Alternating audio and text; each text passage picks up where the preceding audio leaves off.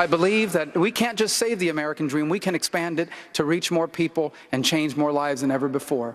America is a miracle country, and we have to restore the sense that the miracle will apply to you, each and every one of the people in this country who's watching tonight.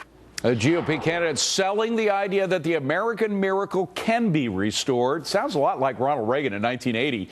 But 60% of Americans fearing their kids are going to be worse off than their parents. Steve, can we bring it back again? Absolutely. I'm old enough to remember the 1970s, a malaise decade, America in decline. And in the 1980s, thanks to Ronald Reagan, we came roaring back and leading the world, inspiring the world. We can do it again. And one of the things, even though Governor Kasich gave that wonderful thing, and Senator Rubio, the candidates in the debate on Thursday night passed up the opportunity to hammer home, how do we revive the American economy, the way Ronald Reagan hammered it home in the early 1980s, and criticizing President Obama for trashing the American economy. Reagan hit Carter hard in the 1980s. So they got to make that issue foremost, and I don't think they really did it on Thursday night. Interesting. Rich, do you think they did it on Thursday night? I agree with Steve. They didn't put much specifics to it.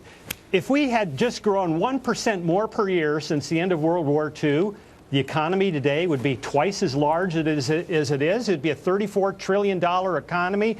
The average per capita wealth would be twice as much. It's just amazing, what growth does. And we wouldn't be at each other's throats as we are today, as we were in the 1970s. Well, Sabrina, unlike Steve and myself, probably doesn't remember the 1970s. I remember the late 1970s, and there was this sense of malaise, this sense of despair, limits to growth. We're never gonna get back the growth we had right before the explosion of the technology revolution that in large part came about through what Ronald Reagan did. Can we get back to that, or have we gone too far down the dark hole?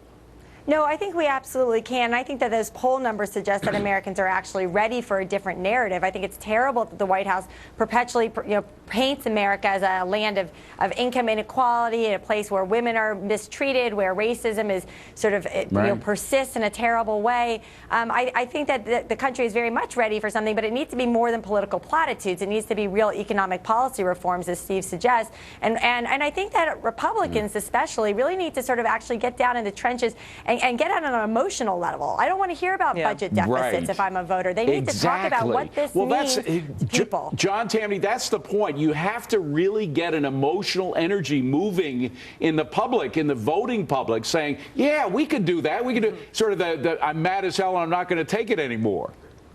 Well, this reminds me of Groundhog Day. I can find you polls from the late 1970s saying kids were going to underperform their parents. I graduated from college in the early 90s. They said that about my generation. They're saying it about the millennials. We've heard this all before. It always happens after an economic downturn. Of course, we're going to turn this thing around. What the politicians missed in the debates is with economics and prosperity, the answers are easy. If you simplify a few basic policies, you can get abundant growth. I don't think the clown show the other night understands this. Clown show. Bruce, the Democrats, surprisingly, are coming out with a very similar message. You hear it from Hillary saying, we got to get back to the days of growth and opportunity, everything. The problem with the Democrats, they had everything for 2 years of the past 6 years, and they've had the presidency for the past 6.5 years. So how can they credibly get away with saying we want to go back to something that they're responsible for getting rid of?